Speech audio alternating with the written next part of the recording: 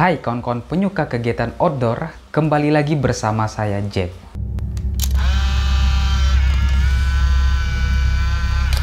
Jadi kan di channel ini menampilkan beberapa perjalanan saya ketika melakukan kegiatan pendakian gunung. Kadang ketika saya dan teman-teman saya melakukan kegiatan pendakian gunung, ada saja kejadian-kejadian mistis atau kejadian-kejadian horor yang saya alami ketika pendakian. Pada video kali ini saya akan menceritakan pengalaman horor saya atau pengalaman mistis saya ketika melakukan kegiatan pendakian gunung ke Gunung Dempo di tahun 2012.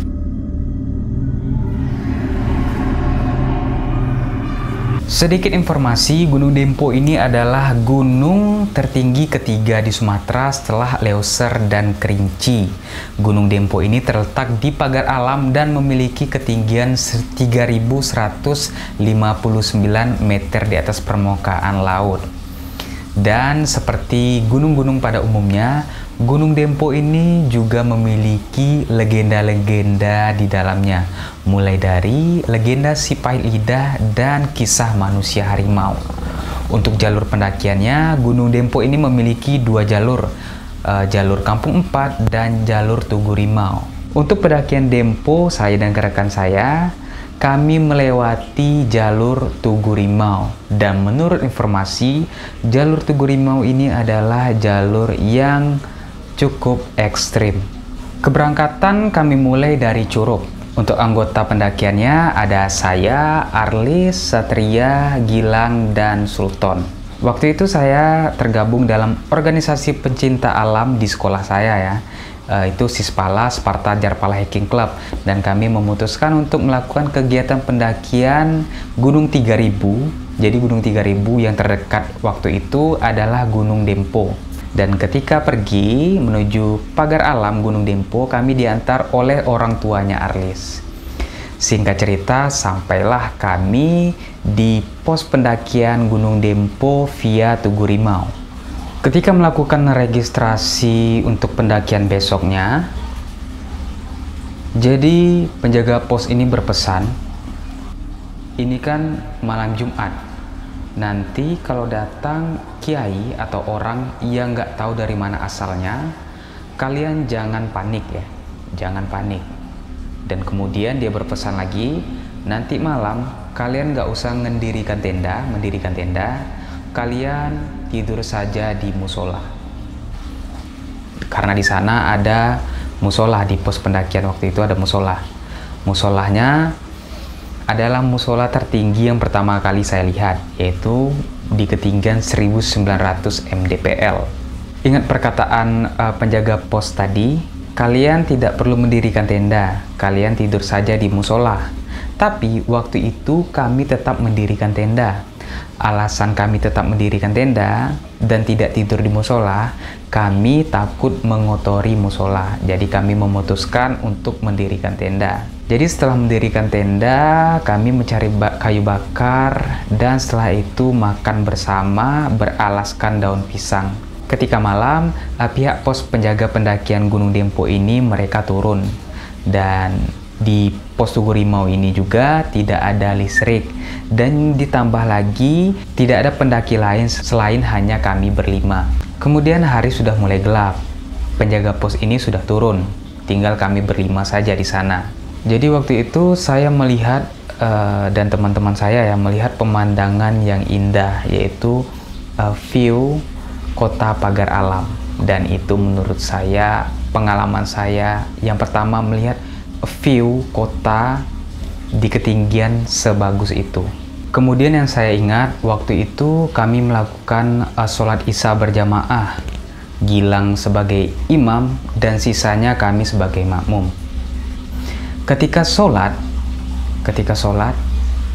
Sultan melihat ada mata-mata yang mengintai yang bersinar di kaca-kaca luar musola. Dia melihat itu.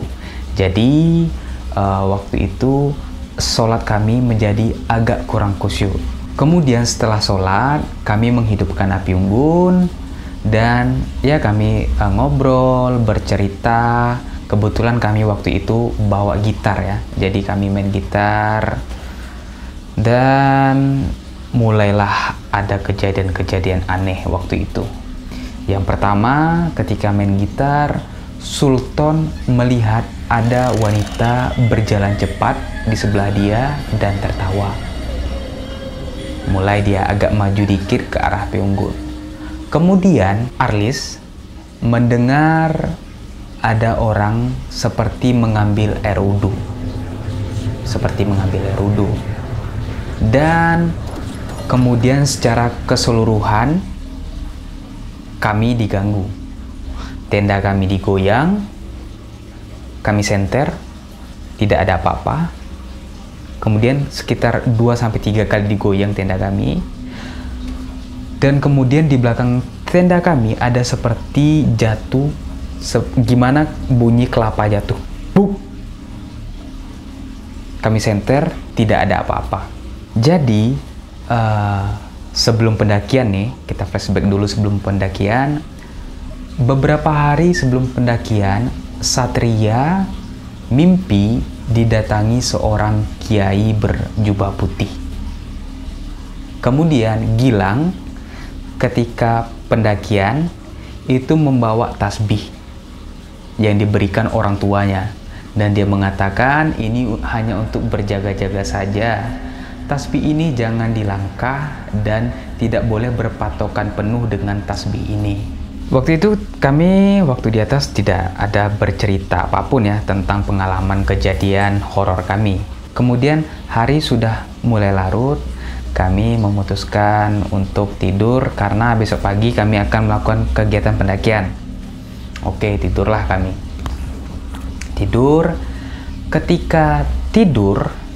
Ketika tidur, semuanya kami ini udah tidur. Jadi hanya Satria sendiri yang belum tidur. Jadi dialah yang diganggu lagi, seperti tenda digoyang. Dan kami waktu itu semuanya sudah tidur. Kemudian hari sudah pagi dan pihak penjaga pos sudah ada di posnya. Dan dia berpesan nanti misalkan ada yang memanggil nama kalian, jangan melihat ke belakang. Itu pesan dia. Kemudian setelah prepare, waktu itu kami sedikit kesiangan nanjak, sekitar jam 9 atau jam 10 kami memulai trekking. Setelah semuanya sudah siap, kami kemudian berkumpul dan berdoa minta keselamatan pendakian hingga kami turun nanti. Kemudian kami lanjutlah melakukan pendakian. Waktu itu gitar yang kami bawa tetap kami bawa lagi ketika trekking. Itu bodohnya kami. Dan kemudian waktu itu kan tidak ada yang namanya tempat telur. Jadi saya terpaksa lah megang telur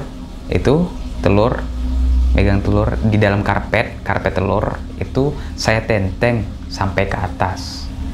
Untuk informasi pendakian kami dapat itu dari blog perjalanan pendakian ke Gunung Dempo, pendaki-pendaki yang nulis dan mengupload blognya. Kemudian dari senior-senior yang sudah melakukan kegiatan pendakian. Karena waktu itu di tahun 2012 untuk media-media penyedia informasi tentang kegiatan pendakian tidak begitu banyak. Jadi kami juga agak kesulitan mendapat informasi tentang pendakian Gunung Dempo. Kemudian kami terus berjalan dan tidak ada mengalami kendala. Kan hari itu kan hari Jumat. Jadi ketika orang sholat Jumat, kami berhentilah untuk beristirahat. Kemudian kami terus melanjutkan perjalanan dan sesekali beristirahat. Dan hari sudah mulai gelap. Posisi kami waktu itu berada di vegetasi pohon centigi, di mana posisi itu tidak ada space untuk mendirikan tenda. Dan akhirnya kami terpaksa camp darurat, di mana kami hanya menggunakan pohon centigi sebagai tiang-tiang untuk kami menaruh luaran tenda atau flysheet tenda di atasnya, dan kami beralaskan dengan matras. Posisi kami saat mendirikan camp waktu itu lumayan berbahaya, di mana di sebelah kanan kami itu jurang dan di sebelah kiri jalur pendakian.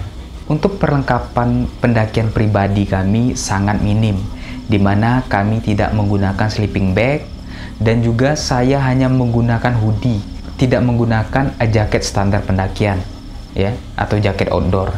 Saya hanya menggunakan hoodie. Untungnya waktu itu Gilang membawa 2 jaket. Jadi saya meminjam 1 jaketnya.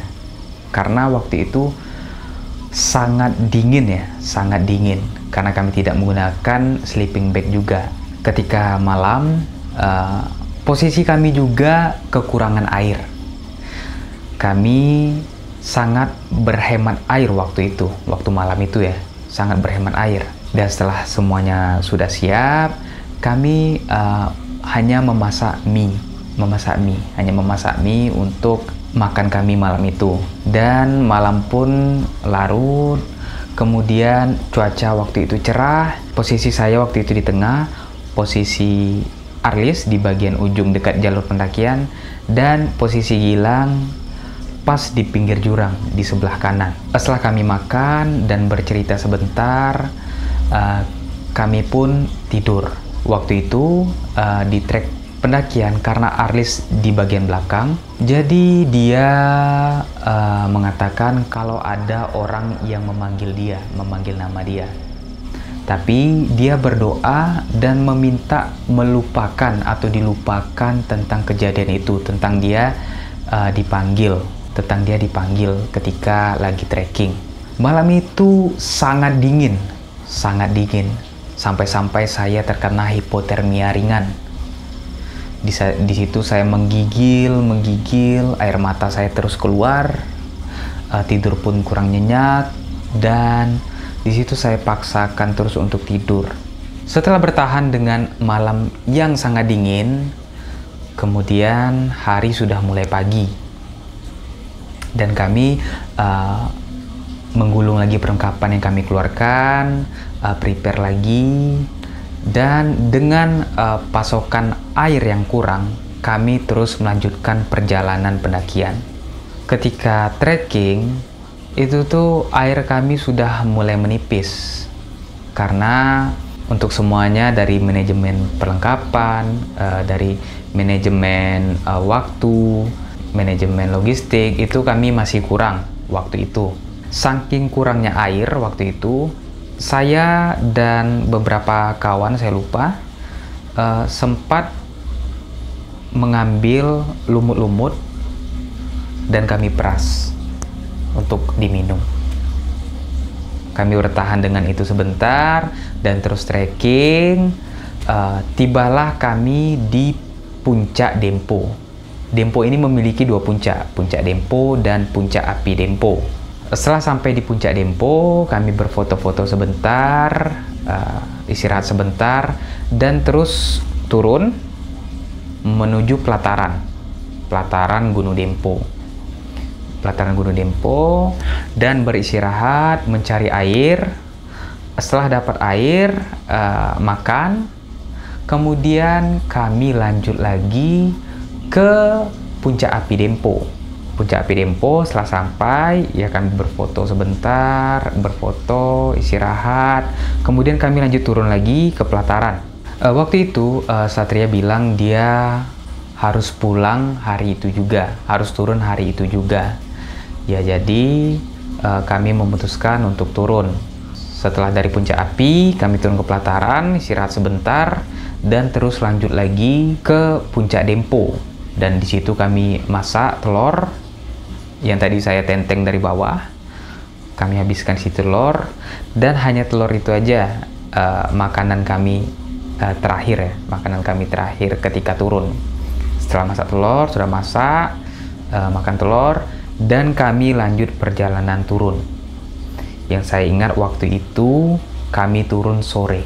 Ketika ingin melanjutkan perjalanan turun, kami mengabari Om Hansen, Om Jansen, saya lupa namanya. Dia temannya orang tua Arlis. Kami mengabarkan kalau kami bakalan turun gunung dan minta tolong untuk dijemput di pos Tugu Rimau Gunung Dempo. Setelah mengabari itu, kemudian kami terus turun, melanjutkan perjalanan turun. Jadi kan kami membawa gitar. Jadi gitar itu diserahkan ke saya, ya, diserahkan ke saya ketika turun. Jadi ketika turun, oke, masih aman-aman saja. Hari mulai gelap. Kemudian posisi saya itu di tengah-tengah, ya. Gilang dan Arlis di belakang, Sultan dan Satria di depan. Saya ini posisinya di tengah, agak berjarak. Jadi headlamp waktu itu, karena hari sudah malam ya, kami menghidupkan headlamp. Headlamp waktu itu cuma 2, di belakang 1 sama di depan 1. Jadi saya di tengah. Jadi ketika malam, karena mengejar waktu juga, kami terus berjalan sedikit lebih cepat.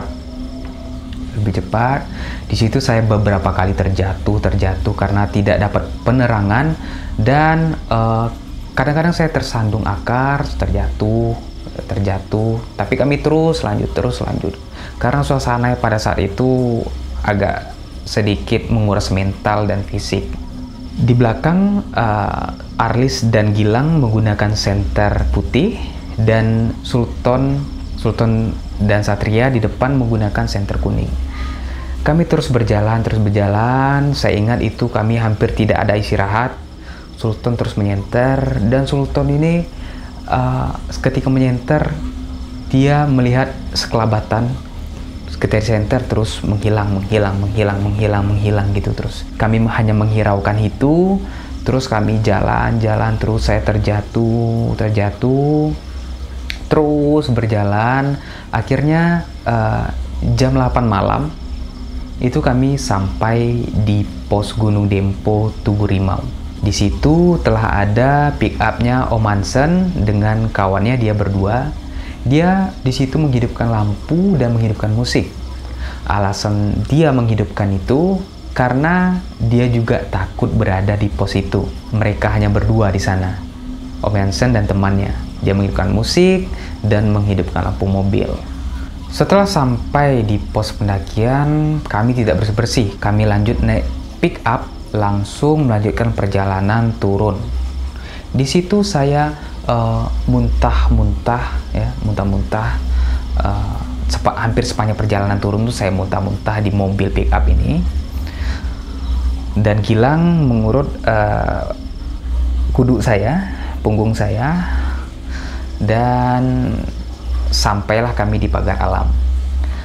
Terus alasan Om Hansen ngapa kencang dan tidak berhenti karena menengok saya muntah, karena dia juga takut waktu itu. Karena memang di sepanjang perjalanan kami tidak ada kami temui orang satupun. Pada saat di Gunung Dempo hingga turun itu handphone saya mati. Dan sampai pulang pun, sampai ke Curug, itu handphone saya juga mati. Dan ketika di rumah, saya mendapati kabar duka di mana abang dari ibu saya meninggal dunia. Dan ketika saya sampai di rumah, itu rumah sudah ramai. Kadang ada orang-orang yang mengatakan jangan menceritakan langsung di tempat tentang kejadian horor atau kejadian mistis yang kita lagi alami. Takutnya itu mengganggu mental teman-teman kita yang lain. Tapi menurut kawan-kawan, bagaimana? Ketika melakukan kegiatan pendakian, selalu berpikir positif. Ingat tujuan kita apa? Tujuan kita hanya untuk mendaki. Jangan berpikir yang aneh-aneh. Jangan berbuat perilaku yang aneh-aneh ketika lagi melakukan kegiatan pendakian ataupun camping. Dan juga alat komunikasi sebisanya jangan sampai mati. Kita nggak tahu nanti ada kejadian apa-apa gitu. Setidaknya alat komunikasi kita harus tetap hidup dan aktif agar kita bisa berkomunikasi dengan orang yang di bawah. Semisalkan ada kejadian-kejadian yang tidak kita inginkan, tapi jangan sampai. Itu dulu cerita perjalanan saya ketika melakukan kegiatan pendakian Dempo di tahun 2012 dan mengalami kejadian-kejadian horor atau mistis. Misalkan kawan-kawan memiliki cerita di gunung yang sama atau pengalaman mistis di gunung yang lain, bisa kita sharingkan di kolom komentar. Itu dulu, bye-bye.